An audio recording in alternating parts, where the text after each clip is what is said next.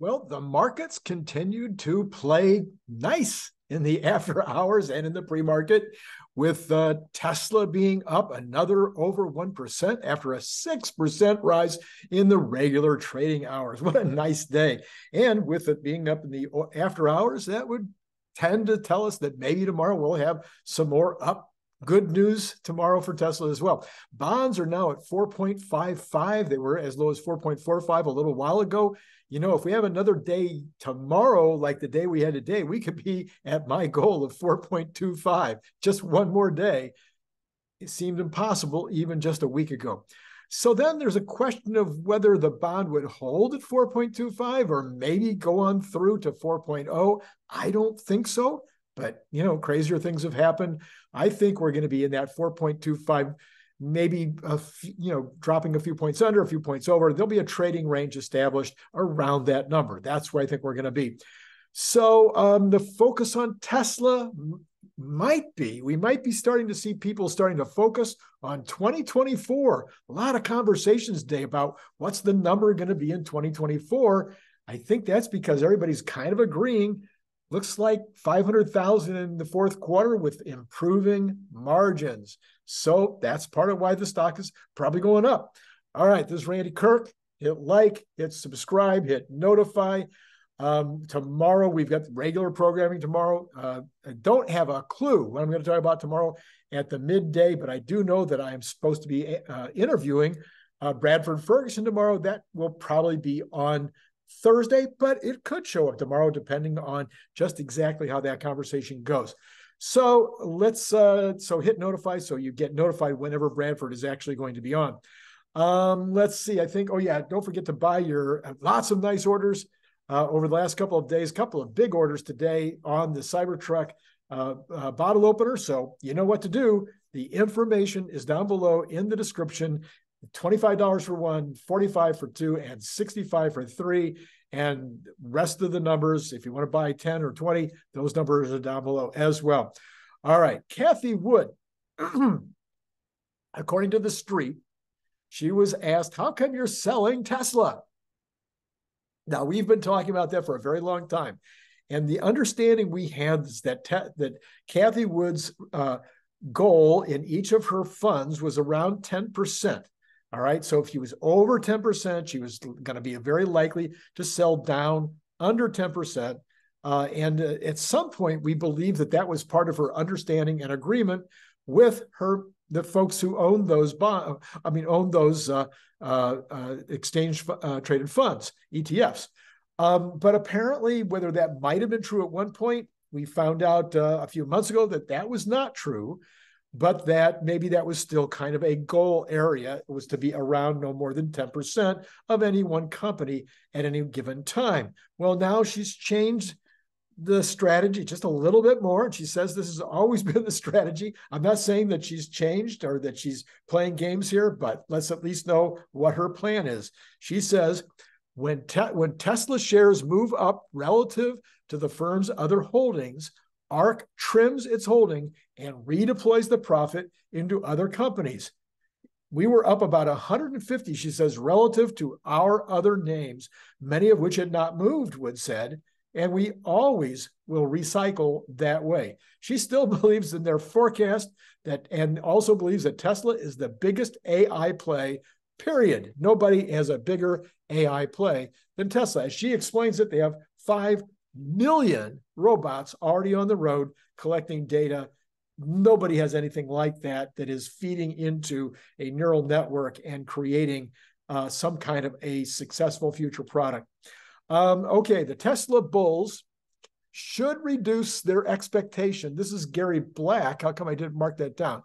Gary Black says Tesla bulls should reduce their expectations that Tesla volumes can grow at 50%, he says, per year.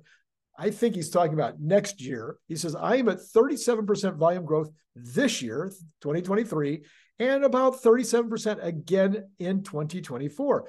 Wall Street is at 37% for this year, but has dropped their expectations down to 22% in 2024. So that's where he says he is. And he says that Martin Viecha even said that he was advising when he was advising some investors that to expect a slowdown. Now, Martin Vicker responded. He's the head of Tesla investor relations. He advised investors that Tesla is now an intermediate low growth period. And he says, no, that isn't really what I said.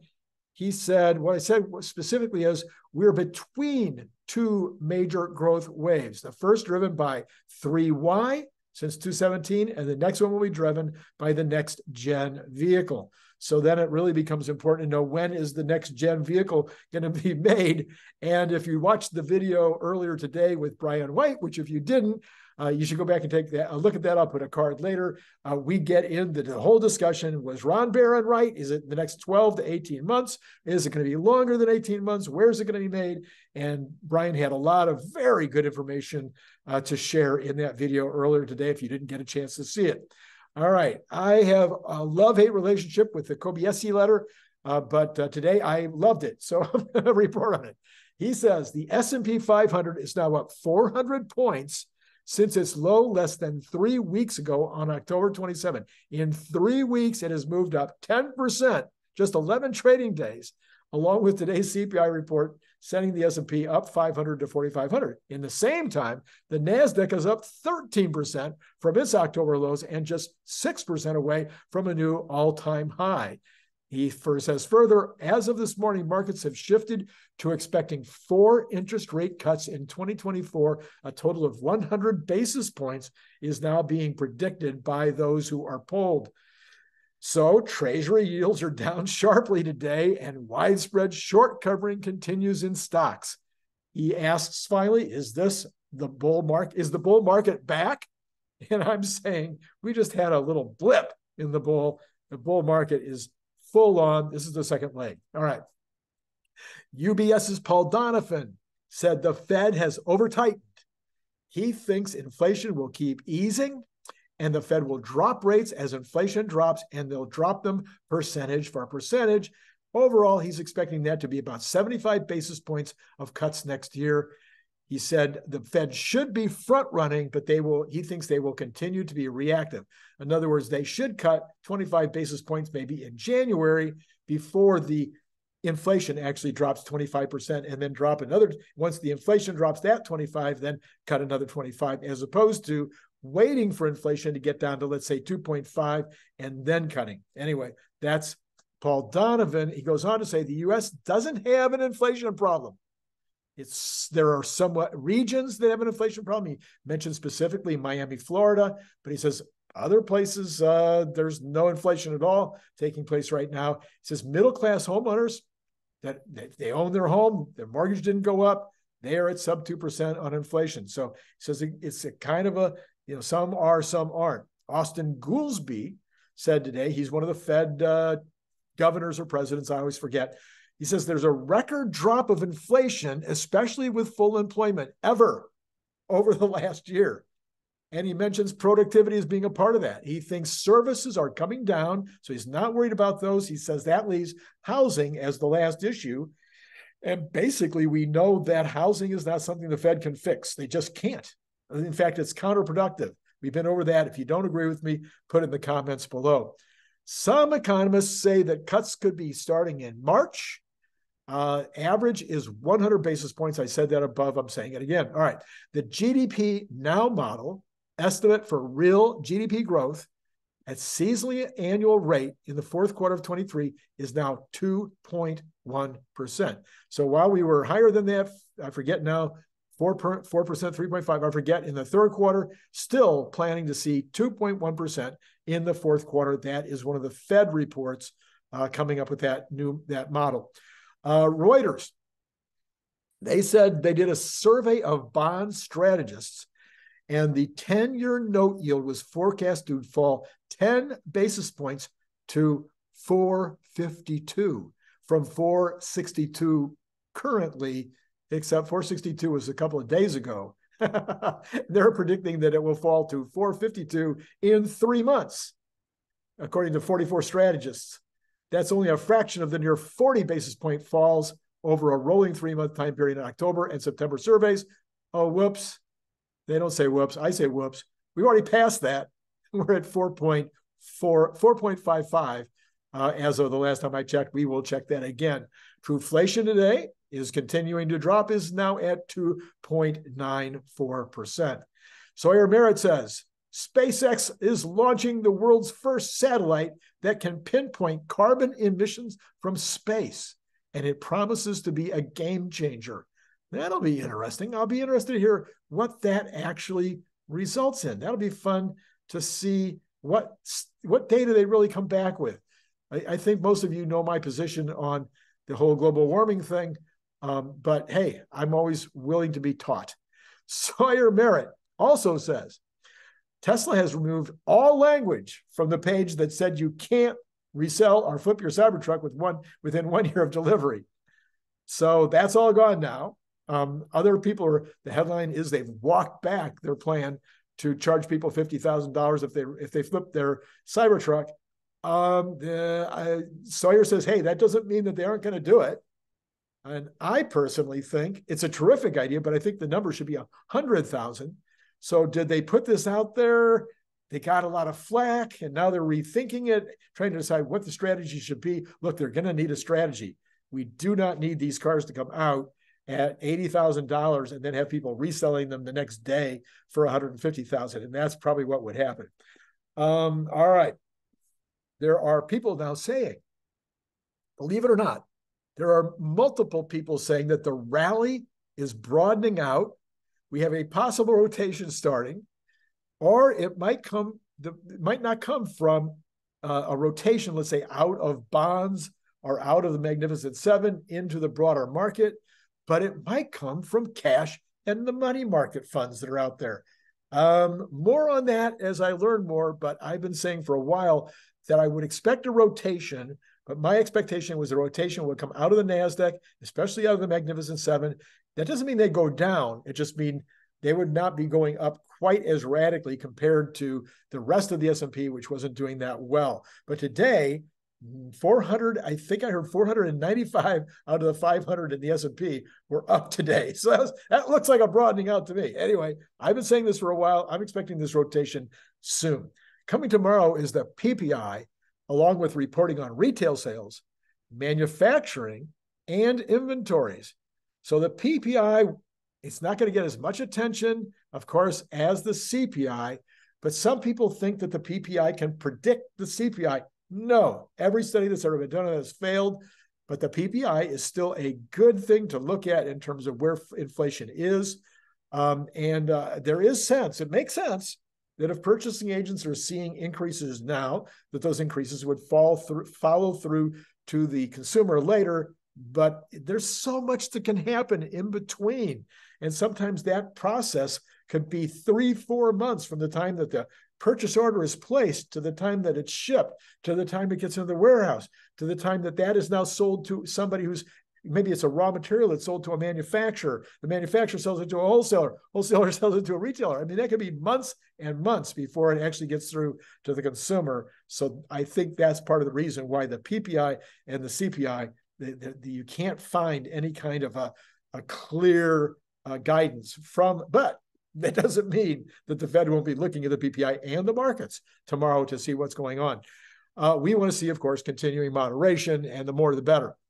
The House has passed a continuing resolution. No, I'm sorry. The House has passed a plan to avert the government shutdown and move the whole issue to next year in some kind of a stepwise manner, completely different than they normally do it.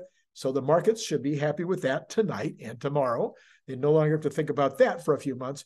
And then last thing, we had a breaking news that Japan had a bad quarter with 2% reduction in their gross domestic product. They're having a lot of trouble balancing their high inflation, trying to get that inflation down, but they're killing the economy. Much smaller economy, much bigger problems in terms of not having enough workers, not having enough people, having an even faster aging population than we have. So they've got some serious things that they're going to be dealing with. That was a shock to everybody, though. Nobody was expecting them to have their GDP drop 2%. So where are the markets at this time? All right, let's start with Tesla. Again, Tesla is up 1.18% after hours, as it's almost the close, 15 minutes, 18 minutes from the close. So probably going to end up in the after hours. We'll see what happens tomorrow, but this can't, remember, it can't go straight up. There is going to be profit taking at some time, but sometimes that profit taking is intraday, and by the end of the day, it's back up again. Theoretically, in my bad technical analysis, this is not investment advice. There is nothing to keep Tesla from going straight to 300. That other technical analysts will say, oh yeah, 50-day moving average, 200-day moving average, all kinds of hocus pocus. I just look at the last time we went from 235 to 300, and the time before that it went even higher, and there's no breaks. It just goes just straight up. So there might be a little resistance at 275, maybe another tiny resistance at 285, but basically there's just nothing.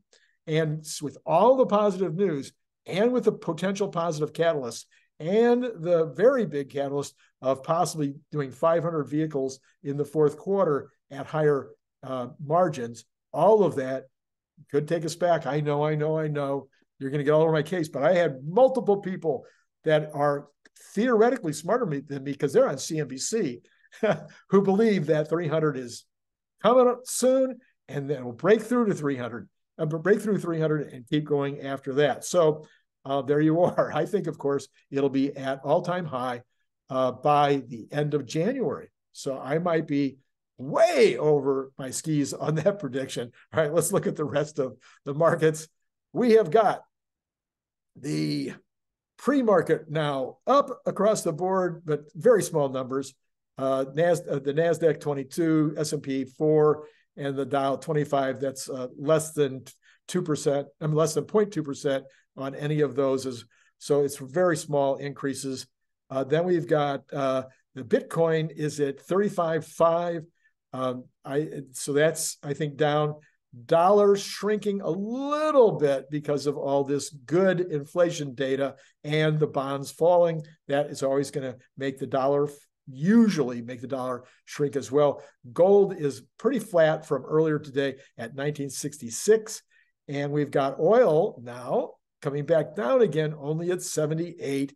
Of course, that's the direction I like to see. Natural gas also unchanged at 3. By the way, natural gas is really down. Copper was, Larry Goldberg said I should start watching copper. I don't have that in front of me right now, but I know that it is really, really low compared to where it's been over the last year.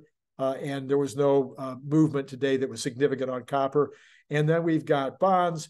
Right now is up 1 basis point after in the pre-market, sitting at 4.453, right in that range that I've mentioned.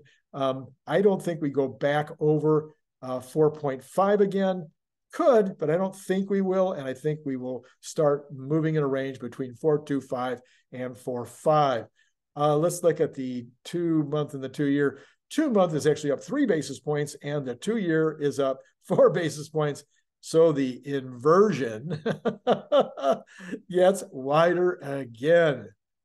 Figure out this inversion. Somebody going to get a Nobel Prize for figuring out why the inversion has no predictive potential this time, in my humble opinion. All right. Oh yeah, we always look one more time. Oh, let's see. Okay, so you want to buy a Cybertruck? You can go now if you've heard the commercial before. If you're new, I can't find it. Well, it's missing. All right. So Cybertruck bottle opener. There's the camo version right there. You want to buy your camo version, or you want to buy your stainless version, and you want to tell me which one you want. So today, both orders that came in for 3 each. I had a total of 6 sales today. That's a good day. Those neither one gave me the colors or the style that they wanted. So please let me know each time which one you want, and I'll appreciate that so much. And then if you want, you send the money, $25, $45, or $65 for 1, 2, 3. You send that to Randy Kirk. I'm sorry, to paypal.me/Randy Kirk, all in lowercase letters. And then if you want, you can get one for free. if you join Patreon at the $10 level. By the way, no posting again today. I didn't post anything yesterday on Patreon. No breaking news that I thought was significant enough to put up there. I'm really trying to keep your emails clean unless there is a significant piece of breaking news. All right, that's all I got, except for one last look at Tesla. It's still up 1.21. All right, that's all, and it has been great talking to you.